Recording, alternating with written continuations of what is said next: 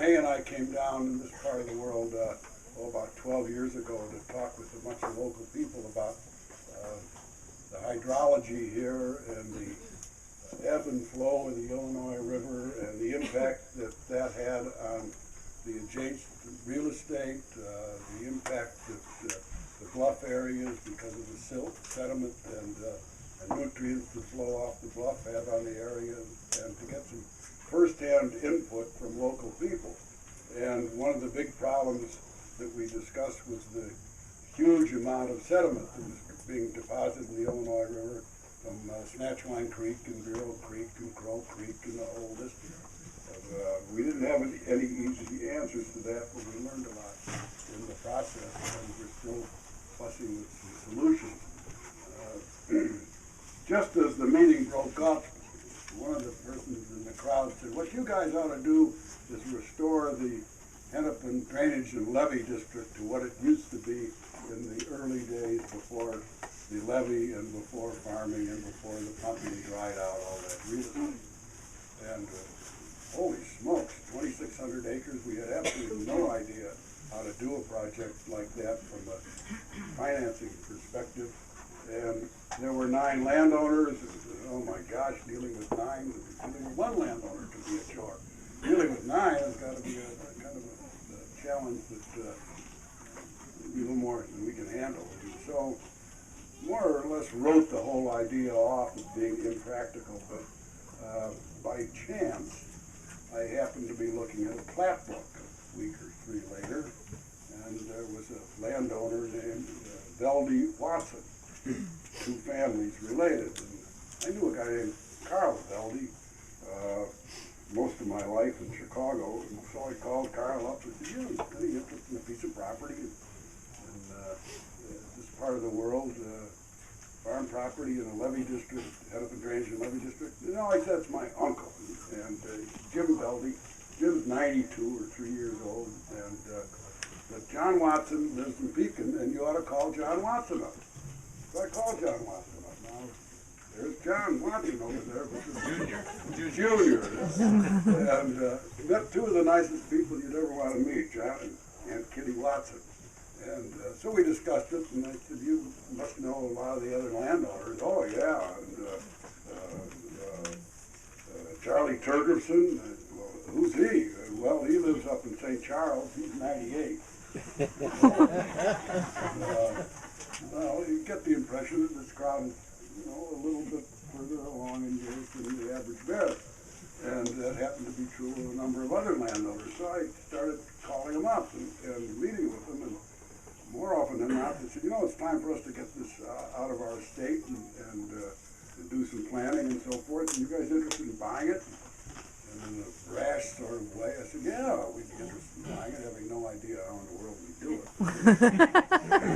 Seemed like the proper response, so I made it. And, one thing led to another, and with a couple of exceptions, we had a whole bunch of willing sellers around and no money.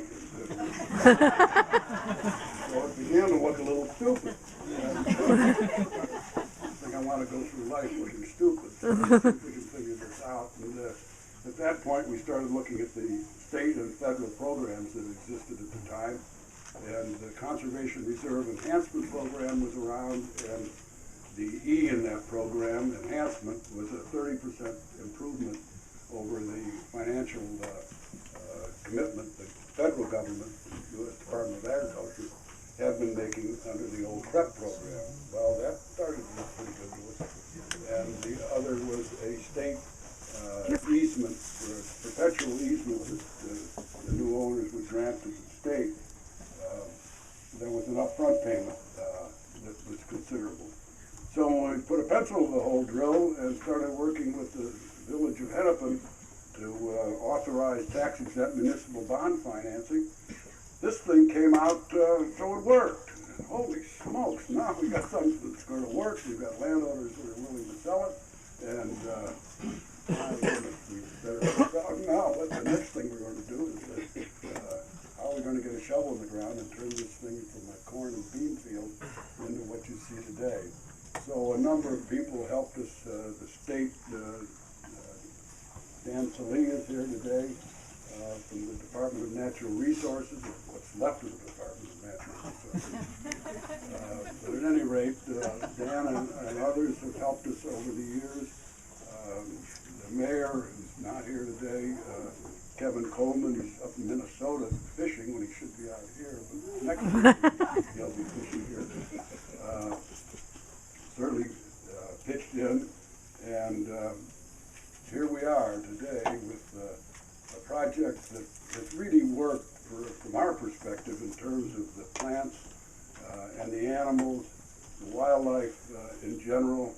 The McKees are here and have been here right from the beginning, monitoring butterflies and dragonflies and mosquitoes and other exotic critters, along with waterfowl and migratory birds and so forth. And that kind of help. The thing that you come away with, if you're in our business, is the bottom line that is so important to us, at any rate. Not necessarily the success of the project in terms of floristic diversity, which is impressive enough, and the I don't know what the current count is on birds, but it's pushing 300 species that have been identified here. Not so much that, but what it means to all of the people that are involved, not from a day-to-day basis, but the visitors and so forth. And I've been sitting with two people just a minute ago, a gentleman that said, I visit this place twice a week. It's one of the most important things that's happened in my lifetime. That's really the reward.